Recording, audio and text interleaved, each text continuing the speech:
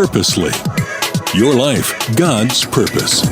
Listen at onpurposely.com. Have you ever wished you could know what the future held before you got there?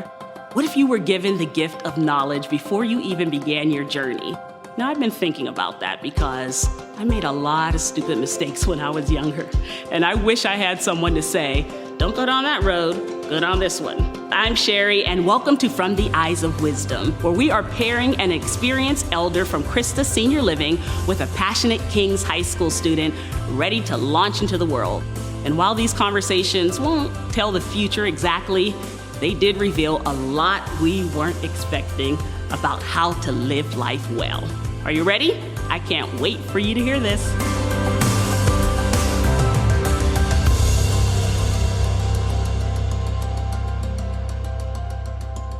All right, everybody, time for another episode of Through the Eyes of Wisdom. So glad to be here. And today we have Beth with us, and we also have Moriah with us. Thank you for joining us. Yes. All right, so we're talking today about something that's actually very near and dear to my heart, music and performing arts, which I love both. So I'm very excited to have you guys here with us. And we're just going to talk about that. And Beth, your very wonderful life in music. And Moriah, your interest in performing arts. And just get some wisdom from Beth and questions from Moriah. And just your interest and what you have in common and all of that. We're going to talk about it, okay? Beth, talk about your mom and music and hymns and how that got you involved in music. Wow, all of that. Yeah. Well, that's for sure. Because my mom was a pianist and had been a Christian since high school. And then she had studied piano as a young woman and then continued playing. And so she was currently, at the time I was little, like up under age 7. Yeah. She was the pianist for the church that she and my dad attended. Okay. My mom wanted me to learn how to play the piano. And so she started teaching me probably from about age 5 or 6. But then she knew that I should study with another more professional teacher outside of her influence. Okay. And so she got me started when I was 7 years old. Wow. But she also made it a point to request the teacher to help me learn to play hymns. Okay. So from that early time, I was said, well, let's use our skills to honor the Lord. Yeah. And be able to serve in the church in some way. So Okay, so that's Beth and her mom, right? Yeah. Tell me about you and your family, youngest age of thinking about music and performing, and this is just what we love and what we do. Yeah. What do you remember? Well, what I remember is, my family, both my parents did Young Life, and so they were on specifically the program team, so all the skits and things. Yeah. And my mom and dad would do like a duo thing, so they would be ones running it. And so I kind of always had that like performing like gene in me. Yeah. And specifically music was more my dad, his granddad, who really inspired him for music. Like kind of brought him into that music world and then brought me into the music world. So a lot of singing growing up was singing like country songs with my dad in the car and a lot of worship music as well. That's kind of in general that's the way I like communicate with God and like connect with Jesus is worship. I always have music playing in my car. I love dancing to music. Like some of my favorite moments growing up was dancing in the kitchen with my dad, just while we're making food. So it's always just intermixed in my life in different important ways. What is it about music that connects us so much that it makes it such a deep, rich experience? For you and your mom to have that, for you and your dad to have that. What is it? Why does it connect us so much? What do you think? Either of you? I don't know why. Yeah. It does. It's in my family. It does. Yeah. Music is meant to be shared. It's something that comes out as sound, but it's organized sound, and hopefully it's pleasant sound. Yeah. Or it can be anyway. Yeah. And I think that's part of it, that it invites collaboration. Yeah. And one of the things that I prayed when I moved here to Crestwood Park was that I would find people that I could be collaborating with in music. And I really love playing piano duets. My mom and I used to do that. Yeah. And I've had a good time finding people along the way since I've been here. Opportunity to do some concerts down at Christwood Park with another person and as a piano duet. Yeah. And so that collaboration is I think, really special. It is. Yeah. It is. What do you think? Why do we connect so deeply with it? I think, it's a beautiful art form. It's truly like an art form. And I think whether it's the lyrics or the music, like the notes itself, like it just evokes kind of an emotional like reaction for you. And it can make you sad, like it connect with mourning, or it can make you really happy. Yeah. And the different notes that correspond with it can evoke emotion as well. Yeah. And I think that it's very particular to each song. And both in worship music, just like those slower songs where it's just like you feel like it's more of that feeling, like it's slower and it's just you're really just feeling the presence of God. And in the the happier ones, it's just evoking that emotion that just makes you like feel a certain way and connect with both everything you're hearing. You have the collaboration, right? And then you have the emotion. And so that if we're collaborating together, then when the emotion comes, we both felt that together. Exactly. Right? And so then it's like we had a shared emotional experience. Yeah. That makes sense to me because theater is one of my favorite things in the world. And why I love it is because of collaboration. It's because this thing doesn't work if we all don't work together. Exactly. Right? So you can be fantastic at what you do. Congratulations. But you better be good, or nobody cares how good you are, because if you're horrible, we will all go down in flames. Exactly. Yeah. So I think that collaboration and then us feeling emotion together is something that it unites. Tell me about hymns a little bit. Like I love hymns. Yes, ma'am. Like if I could, I just love hymns. So what do you think? Because I think we're losing them a little bit. I don't want to sound curmudgeon-y. Like, I don't want to be that person that's like, oh, this newfangled worship music, take me back to the hymns. I'm not being that person. There is something special about hymns. 100%. What is it? Those songs, I mean, I remember my mother playing them. She still does. Or my grandmother. What is it? Those songs that I don't know. What? Well, a lot of those were carefully thought through in terms of the words for them. Interestingly, a number of hymns like Joyful, Joyful, We Adore Thee, or the tune came from classical music, Beethoven, Bach, Brahms. Some of those tunes by famous composers were kind of borrowed by people in the church to say, that's a really good melody. We're going to put these words to it. A lot of people had heard the tune, and so they would continue to sing it. Yeah. One of the things that interested me in going to live in another country, and particularly an Asian country, was becoming aware of a different style of music and realizing that sometimes our hymns, if we take the hymns that we're familiar with in the United States, and we think, well, everybody should sing those. You take them wherever you go in the world, and you think, well, this is how we sing to the Lord. And one of the things that I really like to see promoted is the development of hymnody in each culture. Hymnody. The concept of creating hymns. Yeah. That people be encouraged to sing. Yeah. And there is a couple, the Gettys, that live in Ireland over the last, 30 years, I would guess. Keith and Kristen Getty have been writing a new style of hymns. Maybe you're familiar with some of those. But we've incorporated a number of them into the church here in the United States. Yeah. But I'm just thinking that's wonderful that it's a newer style, comfortable, easy to sing. Yeah.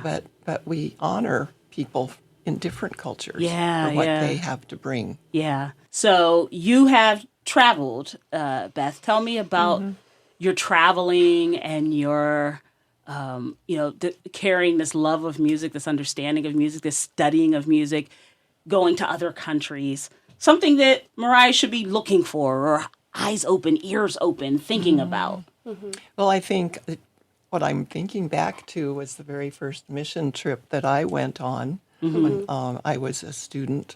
And I lived in Southern California, but we then went into northern Mexico and just across the border. We were expecting to sing in Spanish. Okay. And I loved that. I was excited about that. And so as we went, we'd learned some of the choruses in Spanish, and we'd learned not American music, but we learned some Latin American worship music.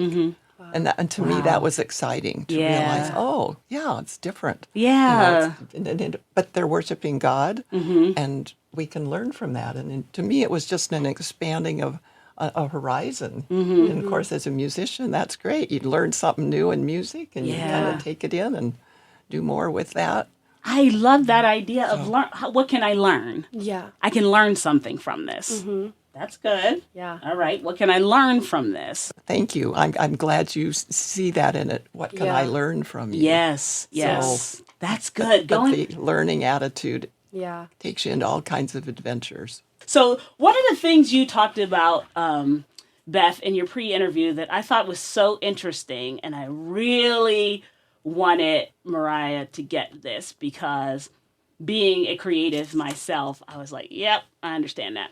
Is that you were talking about you're in college. I think originally you were thinking about a career in music, or were you thinking about doing becoming someone's musician or a church musician or something like that? Looking for that. Yeah. Possibly. The love and the passion you have for it doesn't always translate to a career. Yes. Yeah. But that doesn't necessarily have to, and it shouldn't, that doesn't necessarily have to put out the fire of the passion. Yeah. And it seemed like in your life, you did other things, but the passion for the music was still there.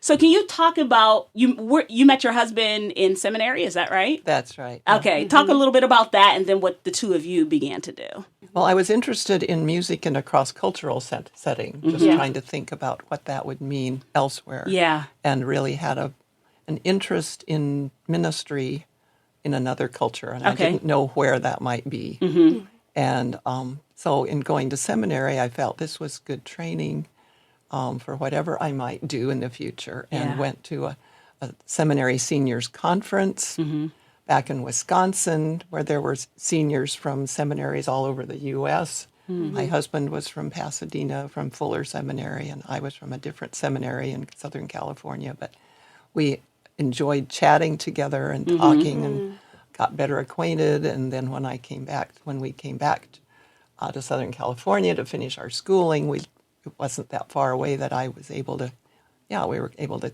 visit and got better acquainted. You guys get married, and then what? You go on an adventure together, or? Well, we certainly did, yes, because he'd become a Christian through somebody within Campus Crusade that had come and served on his campus where he was studying, and through that also became interested in Japan and had gone to visit the person who had developed the ministry, the Japanese man.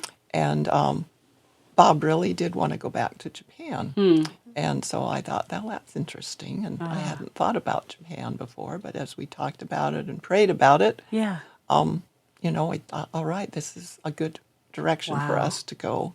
We were involved in campus ministry there, but I quickly got involved and was interested in just what was happening in music and what were people singing in the church and how could we do that. So you go there. How do you begin to learn what the music is? Like, how do you just sit and listen? That's right. Yeah. That's exactly right. Okay. I mean, that's what we chose to do. Okay. We felt that would be important. Yeah. The church will be involved in the local church here. We were there to learn and to just get along and understand how they worshiped. And so that for me, that was really interesting because some of the tunes that they sang were ones that they learned from, Westerners. Yeah. And those were affordable. They had Japanese words to them. Yeah. But then there were new kinds of music, new text and new music and new style. So it was good to me. I just enjoyed learning that very much. Yeah. Appreciated. Yeah. And so tell me about there was a book that you created. What was that when you were there? Well, one of the things that I was particularly interested in was training church musicians. Okay. And how do we do that? Yeah. And help them. And one of the things I liked to do was arrange hymns. I'd take a hymn tune, but then I'd change the chords or add a different little rhythm to it. Yeah. Whatever else. Yeah. And so I thought, well, how can I encourage my students? And so I ended up for 10 years teaching in a Bible school in Tokyo. And so my students all had to learn to play the piano as they came through this Bible school program. Wow.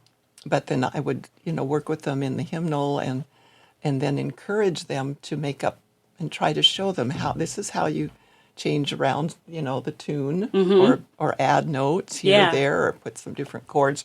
And so that's what happened was that I then, and you won't be able to read very much on here. You might be able to find my name in English somewhere in there. Yeah. But it was just how to do piano arranging.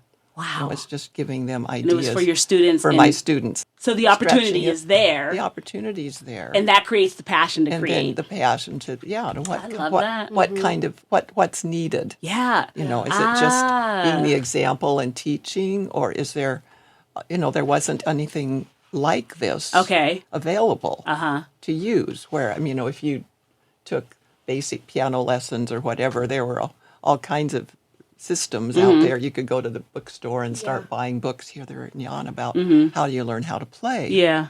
But in Japan, there wasn't anything like this available for church musicians. So it's more like, what's the need, and can I be an answer to that need? How can I? Okay. That's it. Yeah. How can I be an answer? And I think that. Yeah. Okay. So tell me what you think about that. I think that is so creative that you just were like, okay, so there's a need, and I'm going to fill that need. That is wonderful, and you've touched so many kids' lives with just this book, and I think that's absolutely amazing. That's the reason why I like to do what I do, which is performing arts and theater, is the fact that I'm able to touch people's lives even for 2.5 hours, 2.5 hours, just give them that joy and have them just have a fun afternoon. It's what makes me just love what I do so much. Oh yeah, you sense, don't you, the emotional connection? Yes. Yeah. When you're providing that moment of joy. Yes. Or of emotion, it can be full of pathos and concern or anxiety or whatever that is in what you're singing. Yes. But it draws on from the listener. 100%. And for them to learn. But then they remember that. And that's another part. Yes. I think especially when in performing arts, that those memories, we think back on when we've gone to different kinds of concerts or whom we've heard sing. That's in there. That's a clip in the memory, in the brain that'll come back, and they can remember. Yeah. Oh, once I heard this. Sing and loved what she sang and the way she sang it, and just your whole attitude in singing. Yeah, it truly gives me so much joy when people even months, I see someone just randomly and they're like, oh my gosh, you did amazing in, for example, I did Mary Poppins last spring. Oh my gosh, it was... Oh, that's where I would have seen you then. Yeah. Yes, you came to that? Yes. I came to that. Oh, yeah. Yes, I sang, I was the bird woman. I sang Feed the Birds. Right. Oh, my God. Oh, I love that song. Oh my, thank you so much. So you and your husband have this life in Japan. How long were you there? A total of 20 years, although we spent some additional years in the U.S. training other people. My husband came back and studied at Fuller Seminary and then got involved in an actual group that worked with establishing a Church Growth Institute in Japan. And so he was involved quite a lot with that. How many children did you have? We have two. Two children. We have a son and a daughter. And did you? I'm guessing you had them over there when you were... Our son was 6 months old when we first went. Amazingly, and this is God's provision for us. The first home that we had in central Tokyo, where homes are tiny and close together, the people that lived next door to us was a Japanese family, but they had just come back from spending 6 months in Los Angeles. And so they spoke a little English, Okay. which was perfect Yeah. because I didn't speak any Japanese Okay. yet. Yeah. And so we got to know each other. Yeah. And then they had a little boy who was close in age to my son. Oh my gosh. And so those little boys could kind of Look at that. No, the provision. the Lord's Yeah. provision is It's amazing. it's amazing. Why do we Actually, ever doubt it? my name means the Lord will provide. It's from the story of Abraham and Isaac, the land of Moriah. Oh, okay. So that was the reasoning of my name. It's just like, my parents couldn't have kids for 7 years, and I was kind of a miracle baby, and my parents didn't even have Moriah on the table, and the Lord spoke to my dad very clearly, like on a kayaking trip, and the Lord just speaks to him so clearly that my name should be Moriah because of its meaning. So, yeah, Isn't that exciting? it's to me, yeah. And how many siblings do you have? I am also the oldest. I have 2 younger siblings. My brother is a freshman here at King's, and my sister is in 6th grade at a school called Villa Academy over in Laurelhurst area, where I used to live. Okay. All right. And so you and your husband were married how long? 56 years. He passed away a year and a half ago. I'm sorry. So 56 years. Okay. And you stayed 20 years in Japan, and then you came back here, and you were where? We to were in Southern California until about 20. We moved up here about 20 years ago. Okay. Crestwood Park. Yeah. And then you had some trauma in your life. Whatever Yes. you feel comfortable talking Oh, about. yes, I'm very open to talk about anything. Okay. I lost my mom. Let's see, it's, May of 2020. So that was almost 3 years ago, and we actually came to King. It was all during COVID, which honestly was a blessing in disguise because I didn't have to go back to school after it happened, which was which was pretty nice. And then we actually came to King's. I was originally set to go to Roosevelt in the university area. That's where I live in the U District. Oh, okay. I was set to go there, and then some of our very close friends were like, "Hey, maybe you should check out King's," because my dad was a single dad, just getting that support of a small Christian school. And I didn't want to come to a small school again. I had a horrible experience coming to a small school because I couldn't make any friends. And so, but we came to King's, and it has been the most amazing blessing. I absolutely love it here. Good. And I'm happy. I have a lot of amazing friends. So, I'm happy to hear that. yes. So you asked a question in your pre-interview. Mm-hmm. They asked you, what would you ask, Beth? And you asked a question that I thought was interesting. Yeah. It was something along the lines of how music and your faith helped you through loss, something like that. Yeah. I think, I was, kind of asking, like, how you used music through different points in your life, whether through loss or through happiness.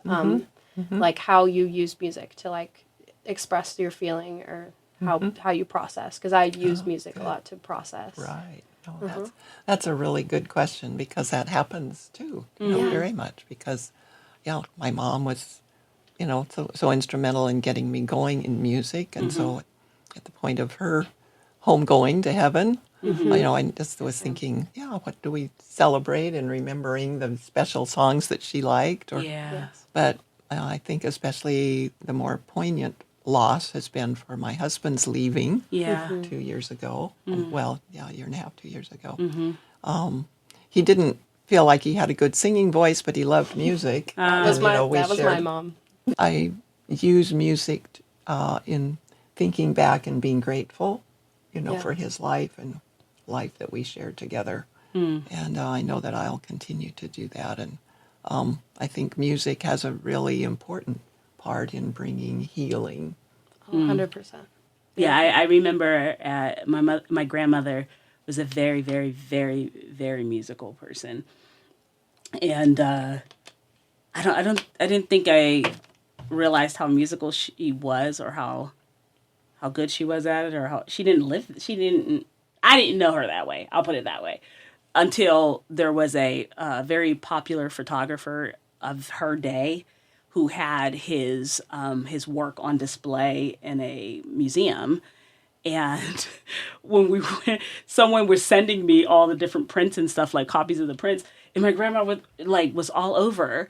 And so that means it was a thing to get her picture. Oh my And gosh. so, and it was all of her different like plays and her musicals and her so I guess I didn't understand like how popular she was, but I just remember her homegoing service really feeling what you said, which is, you know, they're with Jesus, you're hurting, but you want to celebrate.